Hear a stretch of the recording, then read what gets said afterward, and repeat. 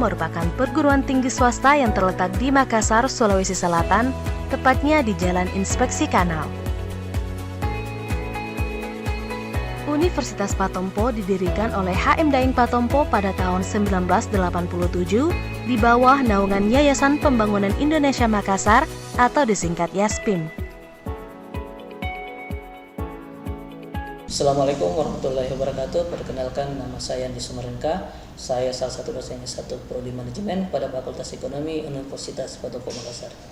Pada kesempatan ini saya akan menjelaskan salah satu mata kuliah yang saya ampu, yaitu mata kuliah Analisis Laporan Keuangan. Mata kuliah Analisis Laporan Keuangan didapatkan pada semester genap dengan jumlah 3 SKS. Pada capaian pembelajaran mata kuliah Analisis Laporan Keuangan yang pertama, mahasiswa mampu untuk menguasai dan menganalisis secara mendalam pengetahuan dan pemahaman tentang analisis laporan keuangan yang meliputi konsep tujuan laporan keuangan dan analisis laporan keuangan dengan sumber pendanaan dan keputusan investasi dalam perusahaan untuk memaksimalkan nilai perusahaan. Yang kedua, mahasiswa mampu menerapkan dan menguasai rasio-rasio keuangan, konsep fungsi secara umum dan penggunaan konsep fungsi, bentuk dan konsep struktur modal dan probabilitas ROE, dan mampu menggunakan pemahaman pemanfaatan aset, ukuran pasar, proyeksi laba logik untuk menyelesaikan persoalan yang ada pada analisis laporan keuangan. Yang ketiga, mahasiswa dapat memahami analisis laporan keuangan secara mendalam. Berikut ini saya akan mendeskripsikan mata kuliah analisis laporan keuangan, di mana mata kuliah menjelaskan tahapan-tahapan dalam mempelajari analisis laporan keuangan yang digunakan dalam mengukur suatu laporan keuangan, di mana dapat dilihat dari segi tingkat kesehatan, risiko, dan kerugian yang dialami perusahaan, mulai dari rasio aktivitas, rasio likuiditas, rasio solvabilitas, dan rasio probabilitas. Berikut ini materi pembelajaran yang saya berikan kepada mahasiswa, di antaranya yang pertama pendahuluan, analisis laporan keuangan, analisis arus kas, rasio solvabilitas, rasio likuiditas, rasio probabilitas, rasio aktivitas, rasio keuangan bank, analisis sumber dana dan penggunaan modal kerja, analisis pengkreditan, analisis laba kotor, analisis titik impas, analisis risiko dan pemberian pinjaman, dan investasi antar perusahaan. Untuk sistem pembelajaran yang di mana masa pandemi yang dilakukan sekarang ini, Universitas Patompo Makassar khususnya pada Prodi 1 Manajemen, kami melakukan perkuliahan secara hybrid, di mana dilakukan pembelajaran secara daring atau di kelas maupun luring dengan menggunakan aplikasi seperti Classroom, Google Meet, dan WhatsApp Group. Sedangkan metode pengumpulan tugas kami menggunakan aplikasi seperti WhatsApp Group dan Classroom. Kedua aplikasi ini di mana saya menginstruksikan kepada mahasiswa untuk memberikan mata kuliah, tugas kuliah, bahkan tugas kelompok dikumpulkan pada kedua aplikasi tersebut. Kemudian dalam upaya pengembangan pemahaman peserta didik baik secara kualitas, kuantitas, relevansi, efisiensi, dan efektivitas, saya membagi inovasi, strategi, dan metode dalam pembelajaran yang saya terapkan di kelas. Tujuannya adalah tercapainya dan terjadinya peningkatan proses belajar mahasiswa dan alumni yang nantinya memiliki potensi yang memiliki sesuai dengan bidang ilmu yang diharapkan. Untuk metode pembelajaran yang saya gunakan ada 3 metode. Yang pertama metode ceramah, yaitu menyampaikan materi sehingga dapat memahami dan dapat memperoleh ilmu yang lebih banyak. Yang kedua adalah demonstrasi atau praktek dalam membuat laporan keuangan, di mana saya dapat praktek langsung aplikasi tersebut.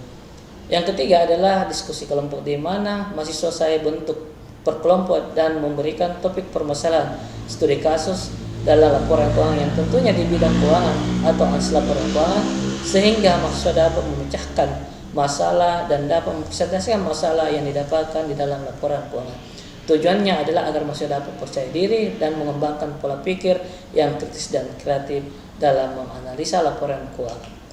Selain itu, saya mencoba pembelajaran basic learning, karena di mana proses pembelajaran ini sangat menunjang sekali dalam pemberian studi kasus pada mahasiswa atau permasalahan yang konkret yang terjadi pada kehidupan sehari-hari ketika kita berada pada dunia keuangan. Sebagai contoh bagaimana kita bisa menganalisis suatu laporan keuangan dari segi tingkat kesehatan keuangan perusahaan dalam menganalisis dan menggunakan rasio-rasio keuangan. Kemudian setelah memberikan studi kasus, mahasiswa mendiskusikannya di mana letak kesalahan dalam membuat laporan keuangan dan memberikan solusi permasalahan dalam membuat laporan keuangan yang baik dan benar. Untuk mempermudah penyampaian materi, saya selalu mempersiapkan dan menyiapkan bahan ajar berupa slide presentasi, buku ajar, dan buku pegangan yang sesuai dengan RPS. Kemudian dalam praktikum saya selalu mempersiapkan dan memberikan modul atau tuntunan praktikum dalam menuntun mahasiswa dalam praktik membuat analisis laporan keuangan. Untuk sistem penilaian, 80% adalah teori yang terdiri diantaranya adalah tugas kelompok, tugas mandiri, ujian tengah semester, dan ujian akhir semester. Dan 20% adalah praktek di mana mahasiswa mempraktekkan membuat laporan keuangan. Kemudian, hasil evaluasi ini saya sampaikan secara transparan melalui WhatsApp group.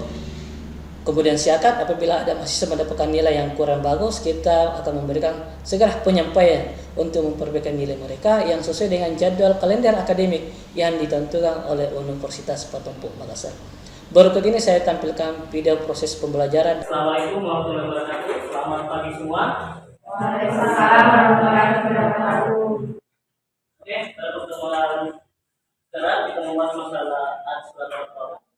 Di mana analisis laporan ini membahas tiga jenis laporan keuangan. Yang pertama adalah neraca, kemudian ada laba rugi, dan kemudian yang ketiga adalah laporan arus kas atau aliran kas. Ini yang ketiga adalah laporan keuangan, jadi sejauh mana pembukuan atau pembuatan laporan keuangan. Oke, yang pertama kita bahas adalah neraca.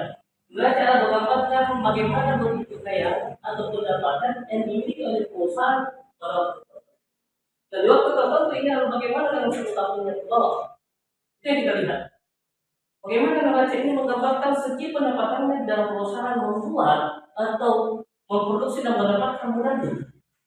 Kemudian yang kedua adalah bagaimana neraca ini bisa dikategorikan aset sama dengan kewajiban dan modal usaha. Ini persamaannya. Dan dalam persamaan neraca adalah bagaimana melihat aset atau kewajiban atau modal yang dimiliki perusahaan sehingga kita lihat bagaimana posisi keuangan atau kekayaan yang dimiliki perusahaan. Oke, yang kedua, yang ketiga adalah kalau kita melihat di dalam laporan keuangan ada sebelah kiri dan sebelah kanan. Nah, ini disertakan adalah bagaimana menjelaskan sisi kekayaan perusahaan. Di mana sumber dana ini dipakai untuk membeli aset, di mana membayar kewajibannya, di mana membayar gaji karyawan. Inilah keuangan dalam neraca bagaimana bentuk pengeluaran atau pendapatan yang dimiliki. Yang kedua, ada namanya laporan warna. Nah, di dalam laporan begini bisa diatur mengenai informasi yang berkaitan dengan tingkat keuntungan, risiko, fleksibilitas keuangan dan kemampuan operasional. Dan di dalam laporan laba rugi ini adalah memberikan informasi keuangan bagaimana ketentuan yang harus mereka jalankan, bagaimana laba rugi operasional yang dimiliki oleh perusahaan. Karena tingkat keuntungan ini akan mencerminkan bagaimana perusahaan itu secara keseluruhan mendapatkan keuntungan dari modal itu. Kita bisa melihat bahwa di dalam laporan apakah perusahaan ini sehat atau berisiko. Kita bisa lihat di sini laba ruginya. Apakah dia rugi atau enggak? Karena risiko yang berkaitan dengan ketidakpastian karena sewaktu pendapatan atau penjualan tidak sesuai dengan ekspektasi. Biasanya kalau kita membuat produk, ya ini sebagai contoh, kita membuat produk, kemudian kita lempar ke masyarakat, kemudian di dalam produk ini tidak sesuai dengan apa yang diharapkan mereka. Itu akan memberikan bagaimana ekspektasi dan realita yang kita dapatkan sehingga memberikan risiko dan terhadap laporan keuangan atau pendapatan yang dimiliki oleh perusahaan. Kemudian ada risiko yang berkaitan dengan kemampuan perusahaan menyelesaikan kesempatan dan kebutuhan yang diperlukan. Artinya adalah bagaimana perusahaan melihat permintaan segmen pasarnya. Bagaimana permintaan masyarakat sehingga produk yang mereka jual dan mereka lipat bisa diterima oleh masyarakat jual. Jangan sampai ketika membuat produk ini tidak sesuai dengan segmen pasar atau memberikan namanya ya. Karena di dalam laporan laba rugi sama dengan pendapatan dikurang biaya.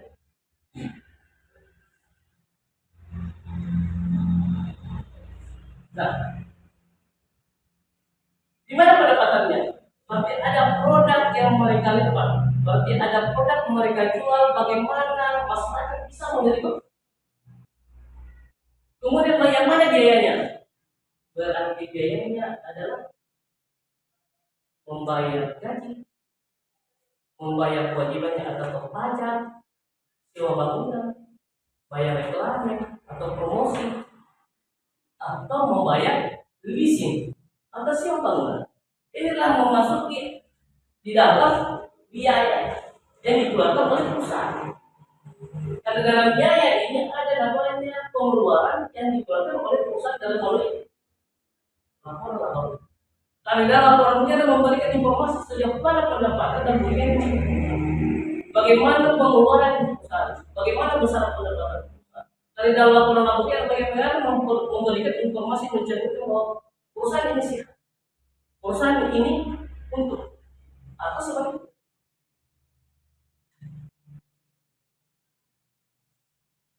Yang ketiga, ada namanya laporan aliran. Nah, ini kita bisa lihat bagaimana aliran kas yang melintaskan maksud keluarnya perusahaan dalam jangka waktu. Kenapa kita sering berbicara masalah jangka waktu tertentu? Karena biasanya kalau membuat laporan jangka pendek itu, kalau berbicara masalah penjual itu 1 tahun baru.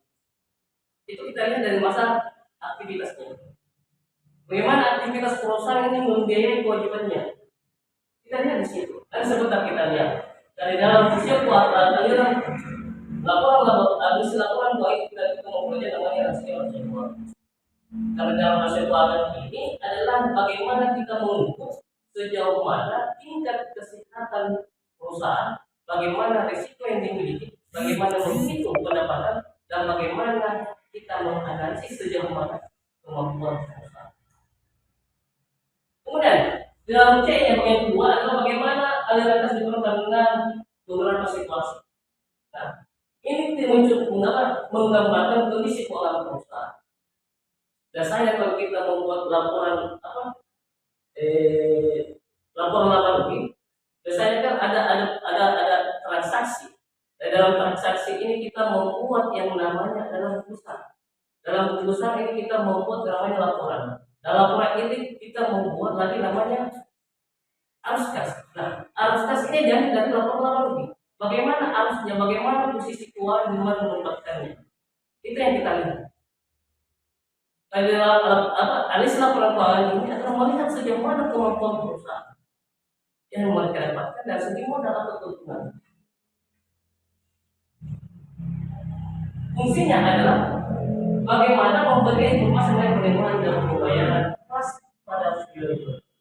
Dalam periode tertentu ini biasanya dalam 1 tahun keuangan kita lihat bagaimana pendapatan perusahaan yang dimiliki. Dan dalam periode tertentu ini biasanya kalau kita melihat dalam 1 tahun ke bawah atau maksimal 1 tahun kita lihat bahwa perusahaan apakah bagaimana bentuk pengeluaran dan bagaimana pendapatannya sehingga kita mengasumsikan bahwa ini adalah sehat. Apakah dia untung atau tidak? Karena di dalam perusahaan ini ada uang yang dikelola, ada barang yang kita produksi. Kemudian yang kedua adalah proses efektivitas dalam kegiatan investasi dan pendanaan personal pada periode tertentu. Oke? Kemudian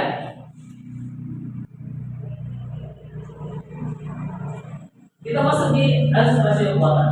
Nah, di dalam ada analisis laporan keuangan ada 5 analisis yang sering kita gunakan. Yang pertama adalah namanya rasio likuiditas. Rasio likuiditas ini mengukur sejauh mana kemampuan perusahaan memenuhi jangka pendeknya dalam waktu 1 tahun. Likuiditas ini bagaimana mengukur segi pendapatan perusahaan? Karena dilihat di sini hasilnya kita bisa mengukur bagaimana pendapatan perusahaan. Kita bisa mengasumsikan, menganalisis bagaimana apa yang didapatkan dalam 1 tahun itu.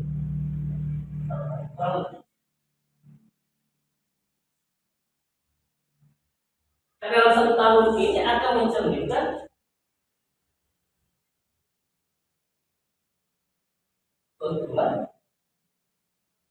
perusahaan.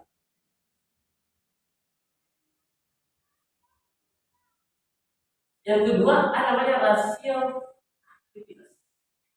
Rasio ini mengukur perusahaan mulai dengan aset yang secara efisien. Bagaimana mengukur kemampuan perusahaan? Jangan sampai perusahaan membuat asetnya keluar percuma, tidak sesuai dengan kebutuhan yang dibutuhkan oleh perusahaan. Jangan sampai itu terjadi. Karena rasio aktivitas ini mengukur apa-apa yang dipergunakan, apa-apa yang dibeli oleh perusahaan untuk kebutuhan perusahaan untuk mendapatkan pendapatan. Kemudian ada namanya rasio leverage atau utang atau yang namanya solvabilitas. Nah, rasio ini mengukur kemampuan perusahaan memenuhi kewajibannya. Biasanya untuk rasio leverage atau solvabilitas ini adalah yang jangka 5 tahun ke atas. Ini jangka panjang. Dan dalam jangka panjangnya ini melihat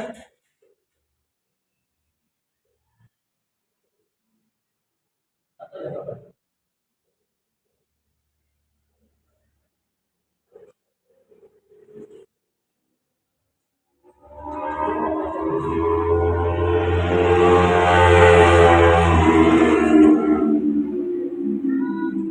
Karena jangan sampai di dalam jangka panjangnya ini adalah memberikan informasi keuangan yang tidak sesuai dengan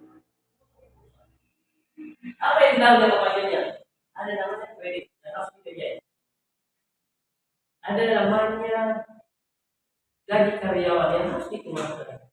Ada yang namanya pajak yang harus dibayarkan. Apakah dia pajak elektronik, promosi, web elektronik bank kita? Apakah kewajiban sebagai membayar izin atau sewa bulan belum membeli? Yang keempat adalah namanya rasio keuntungan atau profit. Kalau kita berbicara masalah profit adalah bagaimana perusahaan mendapatkan untung dari segi penjualan. Dan di dalam kemampuan perusahaan menghasilkan profit adalah dalam 1 tahun atau 5 tahun ke atas melihat bagaimana profit perjalanan laporan keuangan yang dihasilkan dari produknya. Dan dalam profit ini bagaimana memberikan keuntungan?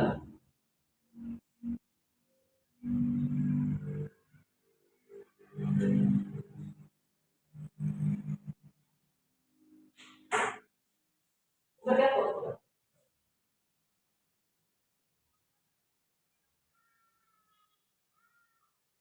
Yang kelima, yang sering kita gunakan adalah rasio pasar.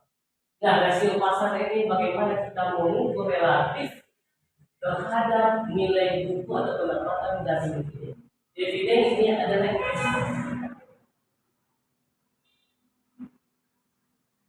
ada namanya pendapatan perusahaan yang dibagi menurut itu.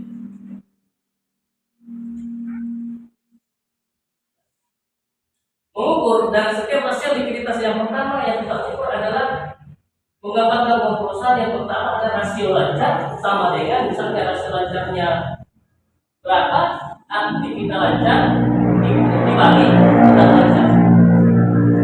Jadi untuk melihat atau mengukur rasio keuangan dari segi likuiditas itu adalah aktivitas lancar dibagi dengan utang lancar.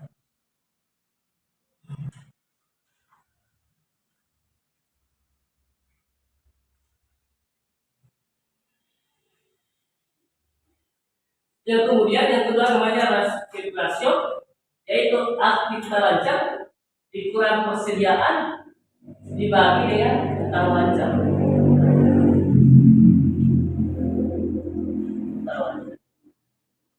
Apa tujuannya? Dalam rasio likuiditas ada 2 yang kita bisa lihat. Tujuannya adalah melihat sejauh mana kemampuan mendapatkan memenuhi kewajiban jangka pendek. Semakin tinggi angka tersebut, itu adalah semakin baik. Ini adalah masalah rasio. Bagaimana kemampuan perusahaan melunasi jangka pendek, kewajiban jangka pendek.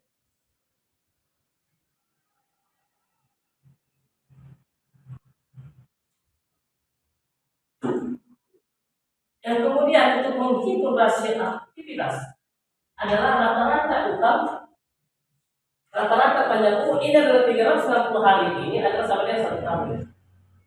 Misalnya kita mencari apa itu 360, dari mana dapatnya 360 hari ini adalah dalam jangka waktu 1 tahun.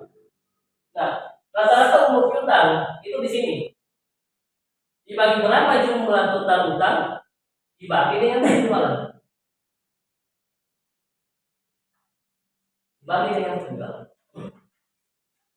Yang kemudian yang kedua adalah harga pokok penjualan dibagi dengan persediaan. Ini aktivitas.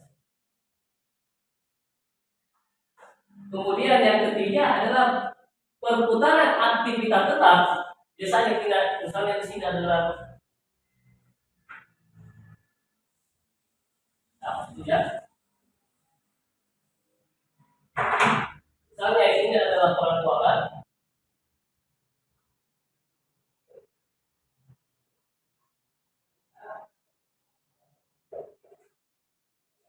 Nah di sini adalah ada aktivitas berapa. Di sini juga ada. Nah ini kita ambil total aktivitas pokok penjualan dibagi persediaan. Apa persediaannya di sini?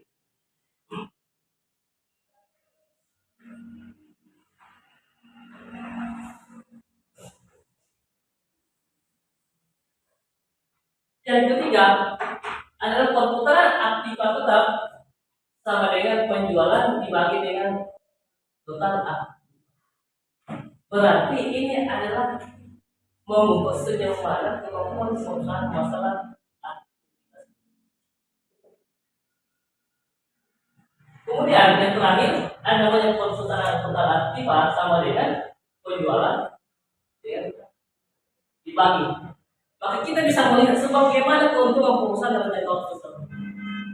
Kita akan bisa melihat, kita akan bisa mendapatkan bagaimana keuntungan perusahaan didapatkan dalam waktu tertentu sehingga memberikan keuntungan atau sedikitnya perusahaan dalam hal penjualan didapatkan modal dari produk yang mereka.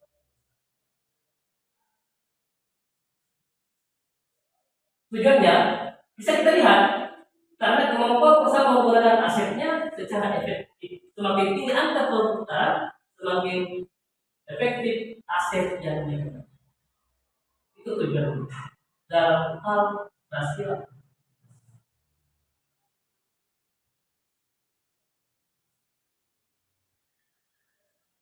Kemudian ada namanya rasio refleks atau solvabilitas. Nah, ini adalah utang jangka panjang. Bagaimana mengukur jangka panjang perusahaan dalam hal rasio likuiditas. Karena dalam rasio solvabilitas adalah bagaimana menunjukkan perusahaan mengurus segala kewajiban baik jangka pendek maupun jangka panjang. Berarti dalam ada 1 tahun sampai 5 tahun ke depan. Karena di dalam solvabilitas yang harus kita hitung adalah pendapatan dari total aset sama dengan total utang dibagi total aktivitas. Ada total aktivitas. Berarti total pendapatan dengan total utang yang harus dibagi akan menghasilkan berapa pendapatan yang didapatkan dari perusahaan. Kemudian ada laba sebelum pajak dan bunga dibagi pula.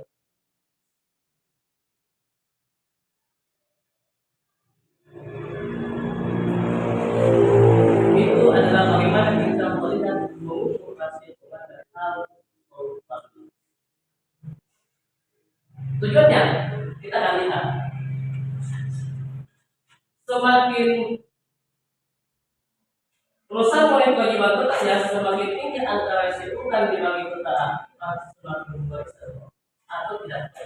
Biasanya kalau kita menghitung, kalau di sini misalnya kalau kita mendapatkan 0,1,08 itu adalah tidak baik. Karena kenapa? Dalam 1 rupiahnya ini membiayai 1.180%. Seandainya kalau kita semakin baik, semakin tinggi angka pendapatan dan semakin tinggi risiko itu semakin baik. Berarti kalau dia yang satunya ini terjadi menjadi 0, Misalnya 0,08 itu adalah baik. Itu banyak untuk membiayai dan operasional.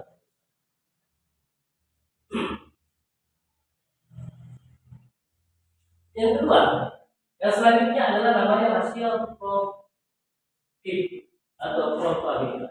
Rasio ini untuk mengukur kemampuan perusahaan dalam mendapatkan laba dari aktivitas penjualan dan operasional dari waktu ke waktu. Kalau berbicara masalah profit, berarti berbicara masalah keuntungan. Berarti ada namanya laba bersih dibagi dengan penjualan. Berarti laba bersihnya ini sesudah pajak. Berarti dalam probabilitas yang harus kita lihat untuk mengukur ada dua. Ada namanya return of asset dengan return of equity.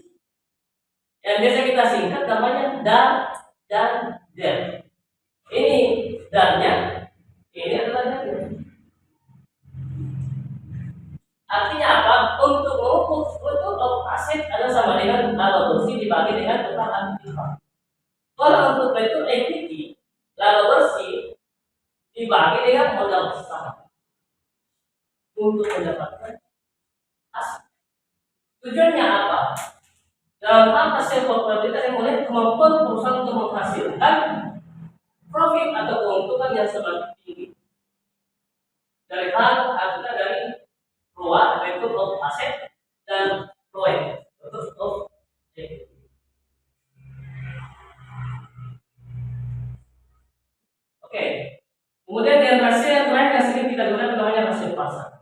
Nah, rasio pasar ini adalah membandingkan harga saham perusahaan yang diperdagangkan. Yang secara publik, misalnya ini adalah biasa ada di bursa efek, itu sering kita lihat. Nah, kita bisa melihat bagaimana yang diperdagangkan, apa aset yang diperdagangkan, saham yang diperdagangkan di sini. Karena untuk melihat tingkat pendapatan dividen perusahaan, investor menggunakan aset tersebut untuk menganalisis tren harga saham. Artinya apa?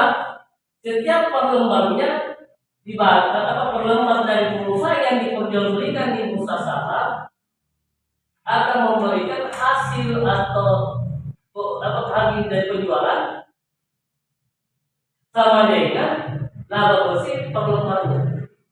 Ini adalah PER. PER sampai harga pasar per lembarnya dibagi dengan laba bersih per lembarnya.